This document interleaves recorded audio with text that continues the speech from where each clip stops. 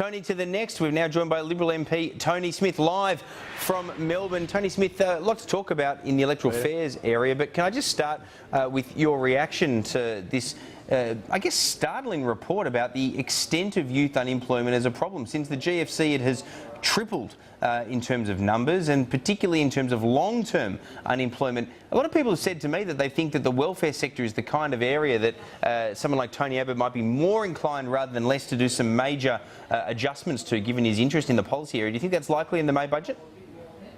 Well, we've got a month to go, Peter, and there'll be a lot of speculation. I mean, I think the main thing is, as Joe Hockey's been saying, is we've got to get the growth rate up.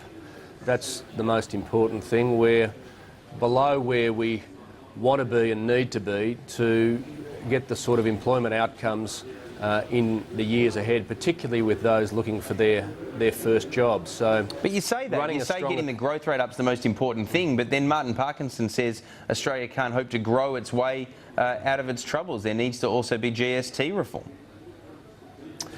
Well, I mean, Martin's obviously got his view, but there needs to be budget reform. There needs to be clearly, the Audit Commission work is going to be very important in all of this, but so too is revitalising our enterprise economy, and the budget's very much about that. It's about ensuring that we put in place the policies that will see growth lift in the years ahead, and that's very much what Joe Hockey's been on about here since he became Treasurer, and it's the message he's preaching internationally as well. His latest message has been that we may need to see an increase in the pension age up to 70, perhaps.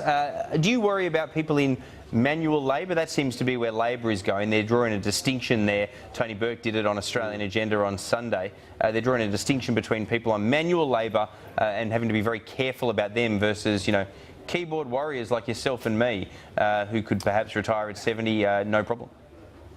Well, 2 points. I mean, Labor are, as usual, trying to run a scare campaign. I mean, there is quite rightly, as Joe said yesterday, a need for a national discussion about the future. It's not about people on a pension today, and it's not about people on a pension tomorrow, but it's quite right we have a discussion about the decades ahead.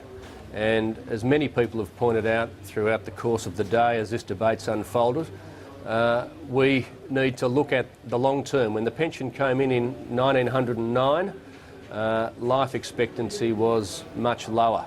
And we're facing a situation where the number of workers per those out of the workforce is shrinking. In 1970 it was about 7 workers for every person out of the workforce. But that should all be about bolstering things like superannuation then, shouldn't it? And your side of politics, they ultimately came on board. But you fought for a long time the increase in superannuation, particularly during the Howard years, where you sat on your hands.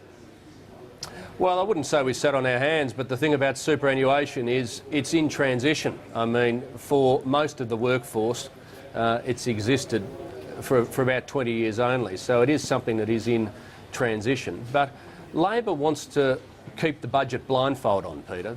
That's the situation. They're just playing politics. I agree with you about that. Challenges. I agree they're just playing politics, but my worry is that your side of politics won't be tough enough and it'll be rhetoric, not reality. But hopefully you'll be honest with me, Tony Smith, when we talk post the budget about that. Let's move on to electoral matters before we run out of time. My producer's worried that we're over time on this interview, but I guess that's what happens when you talk about what happens when you talk about Oscar Pistorius for too long, I guess. Electoral reform. You're heading up this inquiry, if you like, the chair of the committee, working your way around the country. Are you going to make some harsh recommendations, particularly in light of the debacle in WA and perhaps what some people would say is the wider debacle of micro-parties in the Senate? What are you expecting? Well, look, Peter, we've got some hearings tomorrow and the next day, and as you rightly point out, we've had a few already. We're in Perth last week, and the 2 big issues we're focused on initially Senate voting and the performance of the AEC following the debacle in Western Australia. So the committee will bring down a report on Senate voting before we get back to Canberra for the budget. That'll be released out of session. We've had a number of submissions on that.